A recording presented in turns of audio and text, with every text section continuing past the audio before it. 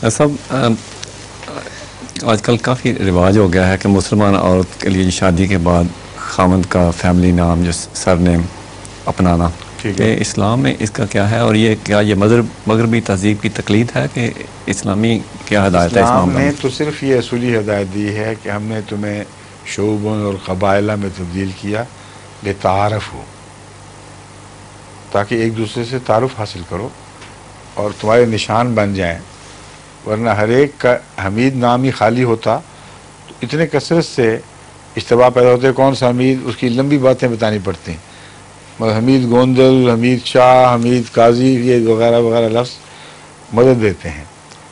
تو عورت کی آئیڈینٹی اگر خاوند کے ساتھ بن جائے تو کیا حرج ہے اس میں؟ جب آپ کہتے ہیں عربوں میں رواج تھا اور قرآن نے اس کو جاری رکھا، یہ فلاں ہے، کلثوم، تو بیٹے کے ساتھ وابستہ ہو سکتی ہے، خاوند کے ساتھ کیا گناہ ہے اس کا؟ گناہ کی بات نہیں، غلط کیوں ہے؟ غلط نہیں، اسلام کی تعلیم میں بتا رہا ہوں، آپ نے پوچھا تھا اسلام میں کیا تعلیم ہے، اسلام اس کو ہرگز غلط قرار نہیں دیتا، اور یہ اگر فائدہ مند ہے تو اس کو محض اس لیے ترک کرنا کہ فلاں قوم میں رواج ہے، یہ جائز نہیں، اس وجہ سے ترک کرنا۔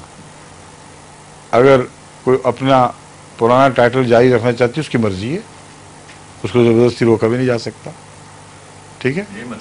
ہاں بالکل ٹھیک ہے۔ ظہور مہدی آخر